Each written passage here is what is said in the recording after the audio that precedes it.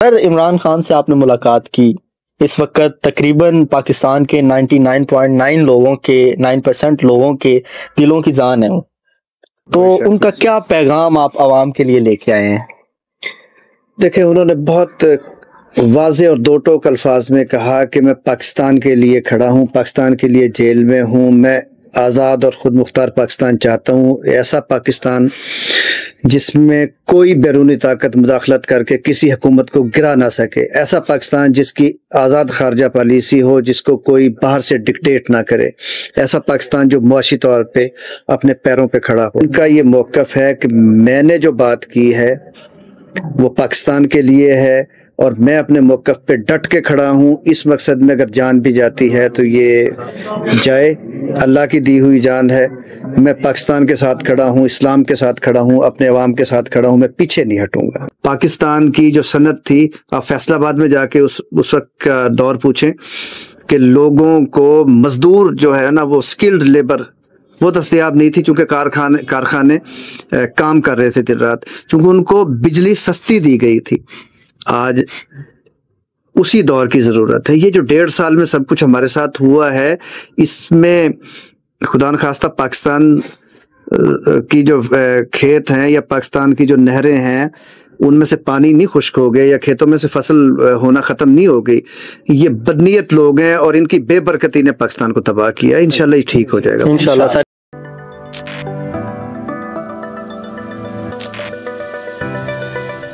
السلام علیکم ناظرین، میں ہوں آپ کا میزبان معظم عباس شمسی، آپ دیکھ رہے ہیں نوائے انسان این ای نیوز۔ ناظرین، ہمارے ساتھ ایسی شخصیت موجود ہیں کہ جنہوں نے عمران خان کے ساتھ 18 سال کا عرصہ گزار لیا ہے اور ابھی بھی عمران خان کے ساتھ ڈٹے ہوئے ہیں، اور ان کا یہی منشور ہے، ان کا یہی منشور ہے کہ میں نے ہر مشکل حالات میں عمران خان کے ساتھ کھڑے رہنا ہے۔ ابھی کچھ عرصہ پہلے عمران خان صاحب سے ملاقات کر کے آئے ہیں جیل میں، انہی سے جانتے ہیں۔ پی پی 163 سے امیدوار ہے پاکستان تحریک انصاف کے۔ السلام علیکم سر۔ وعلیکم السلام۔ سر کیا حال ہے؟ اللہ کا احسان، اللہ کا شکر۔ اس مشکل گھڑی میں عمران خان سے مل کے آئے ہیں۔ عمران خان پہ مشکل ہے، پاکستان تحریک انصاف پہ مشکل ہے، پی ٹی آئی کے کارکنوں پہ مشکل ہے، تو کیا محسوس ہو رہا ہے آپ کو سر؟ دیکھیں، یہ پاکستان کو بھی یقین ہے اور ہم بھی اس بات کو جانتے ہیں کہ پی ٹی آئی پہ، عمران خان پہ اور عمران خان کے کارکنوں پہ مشکل پاکستان کے لیے ہے، پاکستان کی وجہ سے ہے، پاکستان سے محبت کی وجہ سے ہے۔ اگر تو ہمارے اوپر یہ کیسز، خان صاحب کے اوپر یہ کیسز کسی جرم کی پاداش میں ہوتے تو ہمیں شرمندگی ہوتی۔ ہمیں ان سارے یہ جو سارے ہمارے ساتھ کیے جا رہے ہیں مظالم، ان کے حوالے سے ہمیں ایک اطمینان ہے کہ ہم ایک مقصد کے لیے لڑ رہے ہیں اور مقصد کی راہ میں مشکلات آتی جاتی رہتی ہیں، تو یہ انشاءاللہ سخت وقت آیا ہے، یہ گزر جائے گا اور ایک اچھا دن طلوع ہوگا۔ سر عمران خان سے آپ نے ملاقات کی، اس وقت تقریباً پاکستان کے 99.9 لوگوں کے 9% لوگوں کے دلوں کی جان ہے، تو ان کا کیا پیغام آپ عوام کے لیے لے کے آئے ہیں؟ دیکھیں، انہوں نے بہت واضح اور دو ٹوک الفاظ میں کہا کہ میں پاکستان کے لیے کھڑا ہوں، پاکستان کے لیے جیل میں ہوں، میں آزاد اور خود مختار پاکستان چاہتا ہوں، ایسا پاکستان جس میں کوئی بیرونی طاقت مداخلت کر کے کسی حکومت کو گرا نہ سکے، ایسا پاکستان جس کی آزاد خارجہ پالیسی ہو، جس کو کوئی باہر سے ڈکٹیٹ نہ کرے، ایسا پاکستان جو معاشی طور پہ اپنے پیروں پہ کھڑا ہو۔ ان کا یہ موقف ہے کہ میں نے جو بات کی ہے وہ پاکستان کے لیے ہے اور میں اپنے موقف پہ ڈٹ کے کھڑا ہوں۔ اس مقصد میں اگر جان بھی جاتی ہے تو یہ جائے، اللہ کی دی ہوئی جان ہے۔ میں پاکستان کے ساتھ کھڑا ہوں، اسلام کے ساتھ کھڑا ہوں، اپنے عوام کے ساتھ کھڑا ہوں، میں پیچھے نہیں ہٹوں گا انشاءاللہ۔ سر کب تک جیل میں رہیں گے وہ؟ یہ پاکستانی عوام کا سوال ہے، پاکستان کا سوال ہے یہ کہ عمران خان صاحب کب تک جیل میں رہیں گے؟ دیکھیں، اس وقت تک ان کے خلاف وہ جو پچھلے کیسز تھے ان سب میں ضمانت ہو گئی ہے۔ ہوتا یہ ہے کہ جیسی کیسز میں ضمانت ہوتی ہے، کوئی نہ کوئی نیا جھوٹا کیس بنا دیا جاتا ہے۔ اب یہ تو ڈیپینڈ کرتا ہے کہ کورٹس اس سارے معاملے کا کچھ سیریس نوٹس لیں، کورٹس اس سارے معاملے کو سیریسلی دیکھیں کہ اس طرح کے جھوٹے کیسز بنانا کیسے ان کو اجازت دی جا سکتی ہے، اس طرح کی ये जो फैब्रिकेटेड और फॉल्स किस्म के फैक्ट्स घड़ के और ऐसे केसेस जिनको ये कोर्ट में डिफेंड भी नहीं कर पा रहे, कब तक एक पाकिस्तान के मकबूल तरीन लीडर को, बल्कि देखें ना पीटीआई इस वक्त दुनिया की कुछ 6-7 बड़ी जमातों में से एक जमात है और इमरान खान दुनिया के मकबूल तरीन लीडर्स में से एक लीडर है। तो कब तक अवाम के महबूब और मकबूल लीडर को लोगों से दूर रखा जा सकता है? अल्टीमेटली ये सारा खत्म हो जाएगा। ये झूठे केस कब तक बनाएंगे? वो फेस करने को तैयार है, फेस कर रहा है। बिल्कुल मुश्किल घड़ी आती रहती है। सर, पाकिस्तान तहरीक इंसाफ, जो इंसाफ की तहरीक है, इसे ज्वाइन करने का, इसके साथ 18 सालों से आप वर्क कर रहे हैं, कोई ख़ास मकसद, कोई ख़ास रीज़न? देखिए, नए नए वकालत में आए थे और हमें ये शऊर खान की तकरीरों से, खान की बातों से आ गया था कि पाकिस्तान का जो मसला है वो करप्शन है और एक ऐसा शख्स जिसके दामन पे खुद करप्शन के धब्बे ना हो, वो ही करप्शन को पाकिस्तान से ख़त्म कर सकता है। वही पाकिस्तान को कौमों की सफ में इज्जतदार जगह पे खड़ा कर सकता है।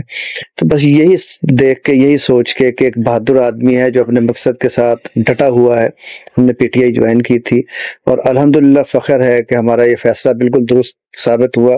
आज भी खान अपने मकसद पे, अपनी बात पे डटा हुआ। क्या कहने सर? सर, जो लोग पाकिस्तान तहरीक इंसाफ को छोड़ के गए हैं, प्रेस कॉन्फ्रेंसेस की मुख्तलिफ तरीकों से, वो आपको देख रहे हैं, क्या पैगाम दें? देखें, एक तो तय है कि कोई भी आदमी अपनी मर्जी से नहीं गया, ये सारी दुनिया जानती है। उनमें ये छोड़ के जाने वालों में हमारे बहुत से ऐसे साथी थे जिनके साथ हमने सालों काम किया है। उन्होंने बड़ी लगन से काम किया। पीटीआई को इस मकाम तक लाने में उन लोगों की बड़ी एफर्ट्स है और उन लोगों की डेडिकेशन अपनी जगह पे। लेकिन मैं ये समझता हूँ कि शायद वो जल्दी हिम्मत हार गए। उन्हें डट के खड़ा होने चाहिए था। अगर तो खान भी ये नवाज शरीफ भगोड़े की तरह मुल्क से भाग जाता तो चले हम जस्टिफाई थे कि ये लोग छोड़ जाएं पीटीआई।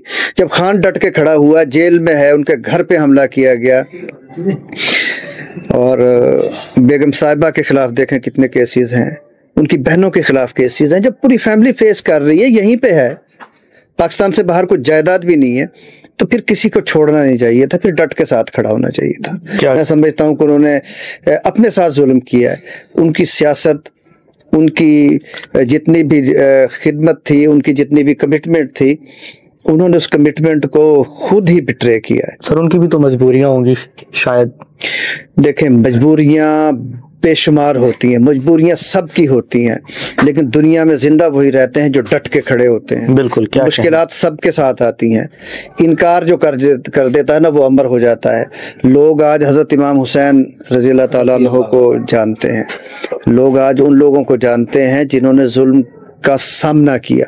लोग सरेंडर करने वालों को कभी नहीं जानते, लोग सरेंडर करने वालों को कभी याद नहीं रखते। बिल्कुल सर। सर, पाकिस्तान की जो आवाम है, ये जो हम जैसे सादा लो इंसान हैं, जो हम जैसे आम इंसान हैं, गरीब लोग हैं, काफ़ी क्रिटिकल सिचुएशन में, मैं हर लीडर से, हर रहनुमा से ये बात ज़रूर पूछता हूँ कि हम लोग इस वक्त काफ़ी क्रिटिकल सिचुएशन में हैं।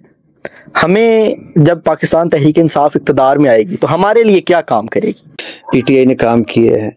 हर गरीब आदमी की जेब में जो शनाख्ती कार्ड था वो 10 लाख रुपए की इंश्योरेंस थी कि अगर वो बीमार होगा तो स्टेट रिस्पॉन्सिबल है उसके इलाज की।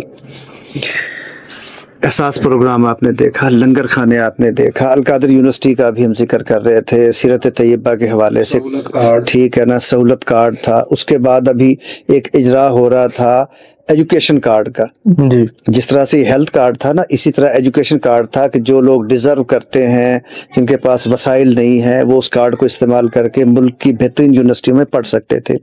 उसके बाद आपने देखा कि यकसा निसाब तालीम के ऊपर काम कंप्लीट हो गया था, इन्होंने रोक दिया उसे।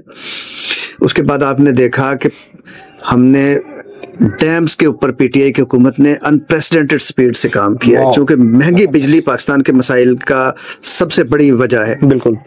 उसके बाद आपको मैं ये बताऊं कि इस वक्त क्लाइमेट चेंज दुनिया जहान का मसला है। खान ने 10 साल पहले बिलियन ट्री सोनामी स्टार्ट किया, एक विजन था ना। बिल्कुल।